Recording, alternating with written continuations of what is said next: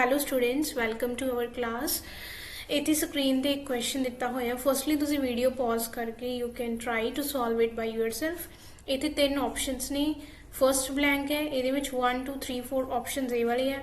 Then second ये option A है, then इसके ऑप्शन ए वाले है third. So you can try it by yourself and then I will continue the explanation.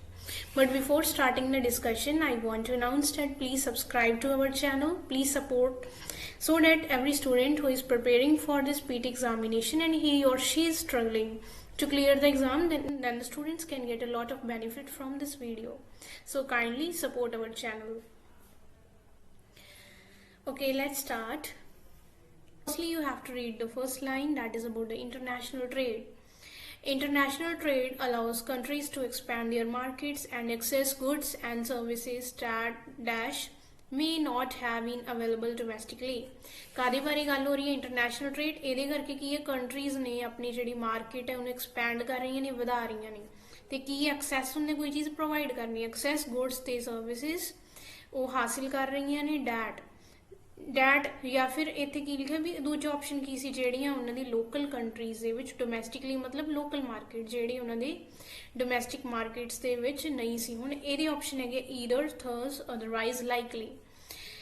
Either ਇਹ option use ਹੁੰਦਾ ਹੈ ਜੇ ਤੁਹਾਡੇ ਕੋਲ ਕੀ ਹੈ ਅੱਗੇ ਸੈਂਟੈਂਸ ਦੇ ਵਿੱਚ ਔਰ ਆ ਜਾਏ। ਈਦਰ ਦੇ ਨਾਲ ਹਮੇਸ਼ਾ ਔਰ ਜਾਂ ਨੀਦਰ ਦੇ ਨਾਲ ਆਊਗਾ ਨॉट। ਜੇ ਇੱਥੇ ਨੌਰ ਹੁੰਦਾ ਤਾਂ ਨੀਦਰ ਆਉਣਾ ਸੀ, ਈਦਰ ਦੇ ਨਾਲ ਔਰ। ਇੱਥੇ ਔਰ ਕਿਤੇ ਵੀ ਨਹੀਂ ਲੱਗਿਆ ਹੋਇਆ, ਸੋ ਇਹਦਾ ਆਨਸਰ ਨਹੀਂ ਆਊਗਾ। then हैगा thus। thus ਹੁੰਦਾ जिथे रिजल्ट होवे। thus ज़्यादातर एज अ कनैक्टर यूज किया जाता है, so it can't be used after that। that also links the sentence।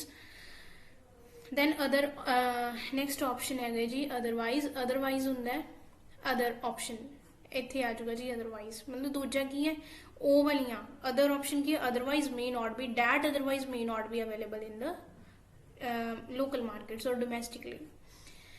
ਅੱਗੇ ਦੇਖੋ as a dash of international trade. ਹੁਣ ਇਹਦੇ ਆਪਸ਼ਨਸ ਕੀ ਨੇ? ਰਿਜ਼ਲਟ ਆ ਸਕਦੇ ਆਪਾਂ ਕਾਮਨ ਵੀ ਰੀਡ ਕਰਦੇ ਹਾਂ ਐਜ਼ ਅ ਰਿਜ਼ਲਟ ਆਫ। ਇਹਦਾ ਰਿਜ਼ਲਟ ਕੀ ਹੈ, ਇਹਦਾ ਨਤੀਜਾ ਕੀ ਹੈ? ਮਾਰਕੀਟ ਕੀ ਹੈ? ਜ਼ਿਆਦਾ ਐਫੀਸ਼ੀਐਂਟ। ਐਫੀਸ਼ੀਐਂਟ ਦਾ ਮੀਨਿੰਗ ਹੋ ਗਿਆ ਪ੍ਰੋਡਕਟਿਵ।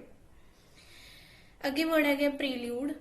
ਇਹਦਾ ਆਨਸਰ ਹੈਗਾ as a result of international trade market is more efficient.